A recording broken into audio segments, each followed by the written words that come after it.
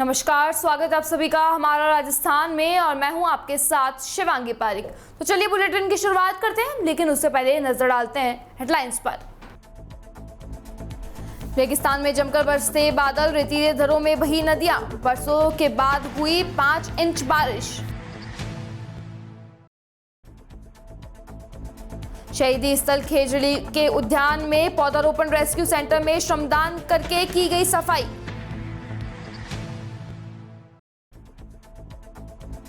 अनियंत्रित bike kilometre पत्थर से टकराई, युवक घायल।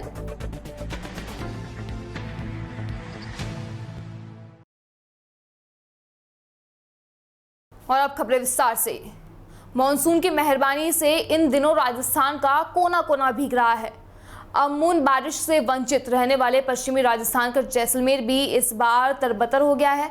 भारत पाकिस्तान बॉर्डर पर स्थित इस जिले में रविवार रात को सोमवार दोपहर तक इंद्रदेव पूरी तरीके से मेहरबान रहे। इस अवधि में गोल्डन सिटी जैसलमेर में 5 इंच बारिश हुई। मौसम विभाग व स्थानीय लोगों के मुताबिक जैसलमेर में बरसों बाद ऐसी बारिश देखी गई है। मौसम विभाग के अनुसार रविवार और सोमवार को जैसलमेर में 5 इंच बरसात दर्ज की गई। जैसलमेर में रविवार रात को बदरा बरसने से शुरू हो गई थी। रात भर रुक रुक कर बारिश होती रही। सोमवार सुबह होने के साथ ही फिर से तेज बरसात शुरू हो गई। यह बाद में दोपहर तक जारी रही। मौसम विभाग के अनुसार जैसलमेर में सोमवार को 68.6 mm बारिश दर्ज की गई। सोमवार को जिले भर में मानसून सक्रिय रहा। शहर के साथ ही ग्रामीण अंचलों में भी सुबह से ही रिमझिम बरसात दोपहर तक चलती रही, जिससे बरसों से प्यासे घरों में पानी जमकर पिया।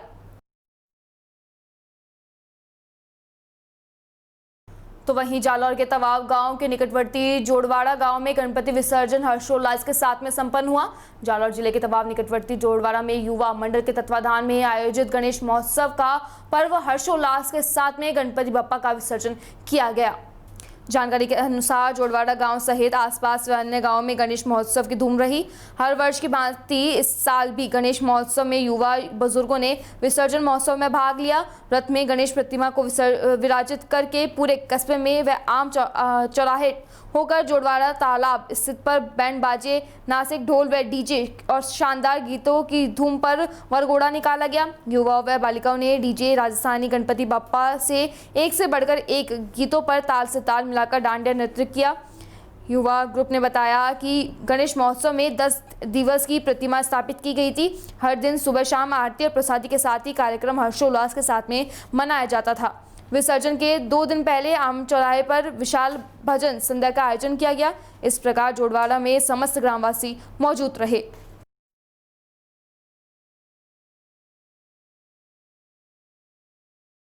तो वहीं पाली के देसूरी कस्बे में भाजपा मंडल अध्यक्ष अशोक पुरी गोस्वामी के संदिग्ध में राज्य सरकार की जन विरोधी नीतियों व बिजली बिलों को बेहतासा वृद्धि के विरोध में प्रदर्शन नेतृत्व पर निर्देश अनुसार गहलोत सरकार पर जबरदस्त हल्ला बोलकर मुख्यमंत्री अशोक गहलोत का पुतला फूका।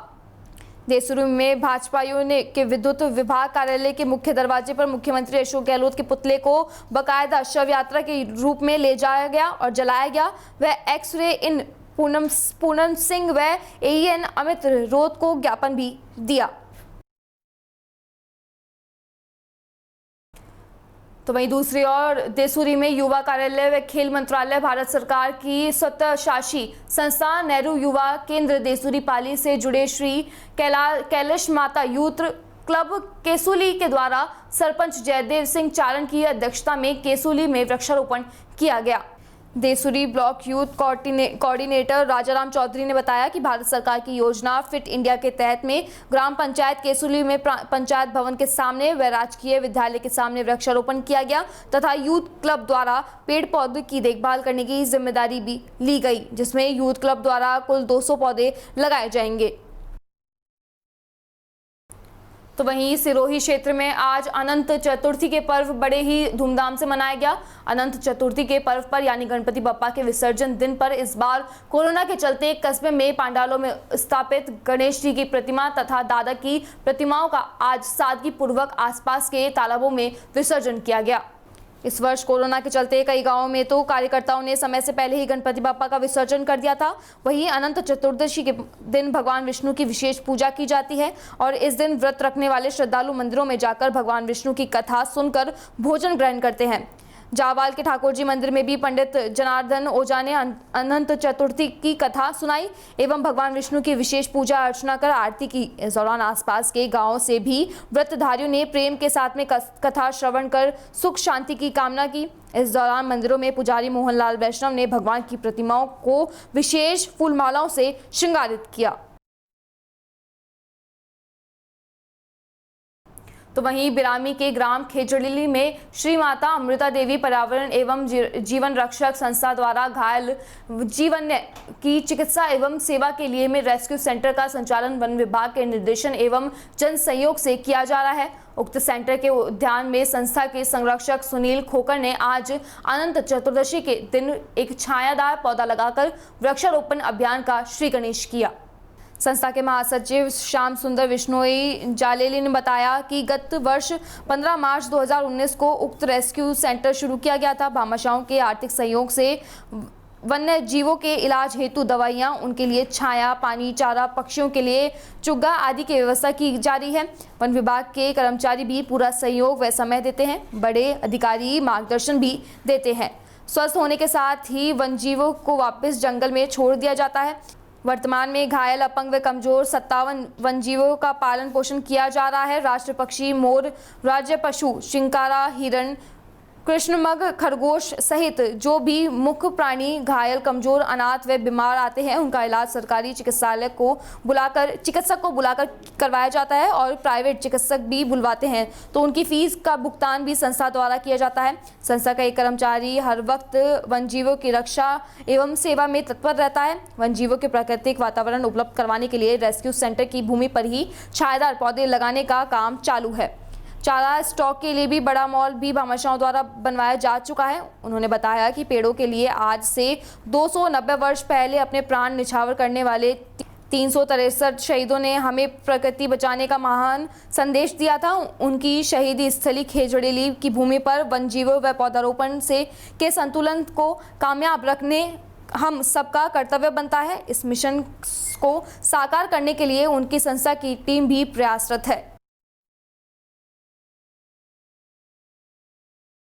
तो वहीं जालौर के मोदरान में अनंत चतुर्दशी पर मंगलवार को श्रद्धापूर्वक मनाया गया। इस दौरान सैनिक निवास गणपति बप्पा मोरिया की प्रतिमा का विसर्जन हर्षोल्लास के साथ में किया गया। इस बार घर पर ही गणेश भगवान की प्रतिमाएं स्थापित की गई थी, जो आज मंगलवार को 10 दिन के बाद में अनंत चतुर्दशी पर ही विराजमान गणेश प्रतिमा का गाजे बाजे व ढोल डीजे के साथ में विसर्जन किया गया। इस बार सादगी के साथ में गणेशोत्सव मनाया जा रहा है। सोशल डिस्टेंसिंग में गणपति बाप्पा को मोदक व लड्डू का भोग लगाया गया है। इसके बाद में आशापुरी माताजी मंदिर में देवालय तालाब में गाजे बाजे के साथ में गणपति बप्पा की प्रतिमा का विसर्जन किया गया। महाप्रसादी का श्रद्धालुओं को भी वितरण किया गया। इस दौरान कई ग्रामीणों ने गणपति बप्पा के दर्शन कर प्रसादी का लाभ लिया।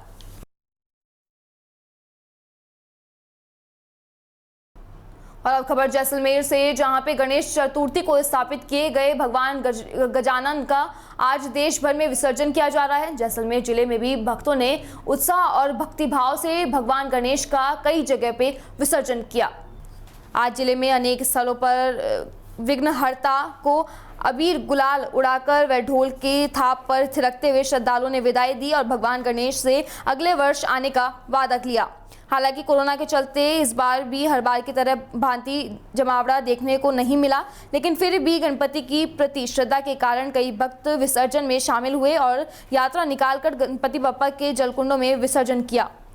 ढोल की थाप पर थिरकते हुए, गुलाल उड़ाते हुए गिनती के श्रद्धालुओं ने संकेतिक यात्रा निकालकर गजानन का गुणगान किया और गणपति बप्पा मोरिया अगले बरस तू जल्दी आके जयघोष के साथ ही बप्पा का विसर्जन भी किया गया। गणपति विसर्जन के दौरान श्रद्धालुओं ने कहा कि गणपति स्थापना से लेकर गणपति विसर्जन तक सरकारी गाइडलाइन की पूरी तरीके से पालना की गई है, लेकिन आज विसर्जन पर श्रद्धालुओं का उत्साह इतना था कि उन्हें कोई रोक नहीं पाए और इस विसर्जन यात्रा में शामिल हुए। फिर भी उन्होंने इस दौरान मास्क पहने हुए थे। बप्पा को विदा करने से पूर्व विधि पूर्वक पूजा अर्चना की और गणपति को मोदक सहित अन्य प्रिय चीजों का भी भोग लगाया। साथ ही अगले वर्ष पुनः घर आने की विनती की गई। इस दौरान 10 दिनों में भूलवेश की कोई गलती हुई तो उसके लिए माफ़ी भी मांगी गई। तो वहीं झुंझुनू के उदयपुरवाटी में विधानसभा क्षेत्र के इंद्रपुरा गांव में गत 7-8 दिन पहले आधा दर्जन स्थानों पर तेजाब डालकर जख्मी कर दिया था, जिसके बाद में बजरंग दल, गौरक्षक दल, ग्रामीणों में भारी आक्रोश है, जिसको लेकर ग्रामीणों ने गौवंश पर हो रहे अत्याचारों के खिलाफ विरोध प्रदर्शन करते हुए उदयपुरवाटी थाना अधिकारी को ज्ञापन देकर गौवंश पर तेजाब फेंककर जख्मी करने वाले अज्ञात असामाजिक तत्वों पर कार्रवाई कर गिरफ्तार करने की मांग की है, जिसको लेकर ग्रामीणों ने उदयपुरवाटी थाना अधिकारी भगवान साय मीणा को ज्ञापन सौंपा, जिसमें शीघ्र ऐसे लोग के खिलाफ कानूनी कार्रवाई करने की मांग की है। इस दौरान ज्ञापन देने वालों में इंद्रपुरा, कालू महाराज, विजेंद्र सिंह, पंकज शर्मा, जगदीश, बलवीर, राकेश, विशाल, प्रताप, लालचंद्र, किशोर, रतनलाल, दिनेश, शिव स्वामी सहित दर्जन लोग मौजूद रहे।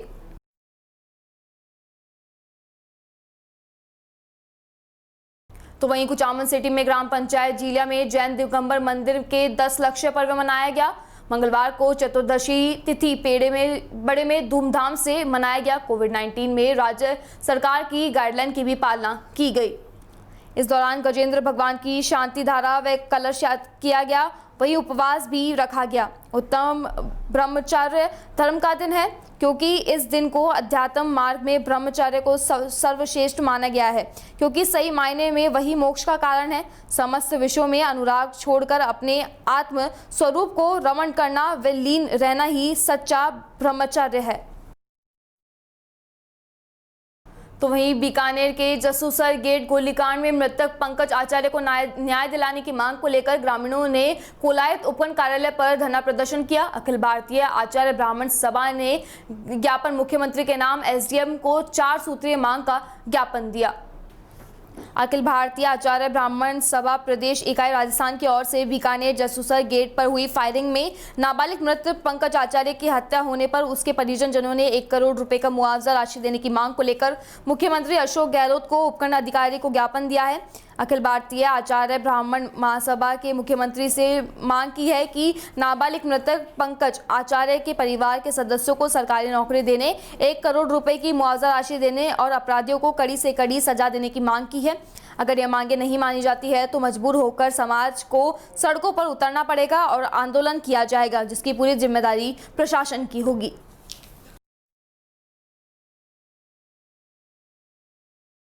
तो वहीं झालावाड़ के गंगधार में 10 दिवसीय गणेश उत्सव के बाद में अनंत चतुर्दशी के दिन में आज चौमेला, डग, गंगधार सहित क्षेत्र में घर घर में विराजित गणपति बापा को विसर्जन किया गया।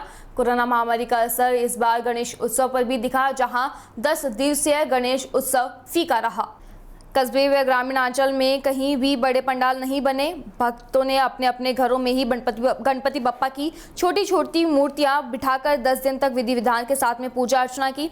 आज श्रद्धालु अपने अपने भगवान गणेश की मूर्तियों को पैदल तो कहीं वाहन पर रखकर अपने परिवार के साथ में छोटी काली सिंधी नदी के किनारे पहुंचे, जहां उन्होंने विधि विधान के साथ में पूजा अर्चना की तथा लड्डू का भोग लगाकर उन्हें विसर्जित किया गया।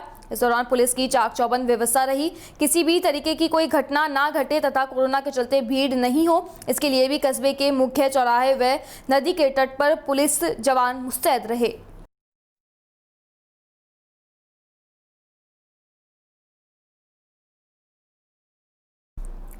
सूरतगढ़ के शोपुरा कस्बे में एक तेज गति से आ रही बाइक सड़क किनारे लगे किलोमीटर पत्थर से टकरा गई, जिससे बाइक सवार युवक गंभीर रूप से घायल हो गया। राहगीरों ने सदर 108 की मदद से युवक को सरकारी अस्पताल में भर्ती कराया। प्राप्त जानकारी के अनुसार नेशनल हाईवे 62 पर पालीवाला एक एसआर बस स्टैंड के बीच में एक युवक बाइक से गंगानगर की तरफ जा रहा था। आशंका जताई जा रही है कि सामने से आ रही किसी वाहन से बचने के प्रयास में बाइक अनियंत्रित होकर सड़क किनारे लगे किलोमीटर पत्थर से टकराकर फिसल गई तथा युवक दूर जा गिरा। सड़क पर गिरने से युवक को गंभीर चोट लगी है। राहगीरों ने 108 एम्बुलेंस तथा सदर थाना को सूचित किया, जिस पर सदर थाना के अमले के युवक को संभाला तथा सरकारी अस्पताल में भर्ती कराया। आईएमटी कमलेश ने बताया कि युवक हेड इंजरी की वजह से इंटरनल ब्लीडिंग हो गई है। युवक के बारे में कोई जानकारी नहीं मिल पाई है कि युवक कहां का रहने वाला है। बाइक बीकानेर नंबर की बताई गई है।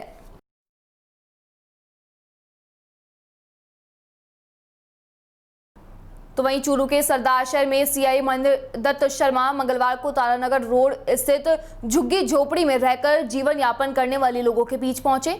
इस दौरान थाना अधिकारी शर्मा ने झुग्गी झोपड़ी में रहने वाले परिवारों के बच्चों को पढ़ाई करने के लिए कॉपियां, रबड़, पेंसिल, फल व बिस्कुट दिए। इस दौरान झुग्गी झोपड़ी में रहने वाले लोगों से थाना अधिकारी ने कहा कि अपने बच्चों को पढ़ाएं, लिखाएं और डॉक्टर, इंजीनियर बनाएं ताकि अधिकारी के सभी परिवार को अपने बच्चों को वापस समय में स्कूल खोलने पर स्कूल भेजने के लिए प्रेरित करें। इस पर स्थानीय लोगों ने अपनी पीड़ा बताते हुए कहा कि हमारे आसपास कोई स्कूल या कोई भी पढ़ने वाला नहीं है। यदि स्कूल या कोई पढ़ाई की व्यवस्था हो जाए तो हमारे बच्चे भी पढ़ लिख सकेंगे। इस पर थाना अधिकारी ने कहा कि मैं प्रशासनिक अधिकारियों से बात कर इन बच्चों के लिए पढ़ाई लिखने की व्यवस्था करवाने का हर संभव प्रयास करूंगा। गौरतलब है कि इससे पहले भी थाना अधिकारी महेंद्र दत्त शर्मा ने लॉकडाउन के दौरान इन्हीं झुग्गी झोपड़ी में रहने वाले लोगों को 40 परिवारों को गोद लेकर राशन पानी पहुंचाया था। थाना अधिकारी के जाते समय मिट्टी की मूर्ति बनाने वाले एक परिवार ने भगवान श्री कृष्ण की मूर्ति भी भेंट की है।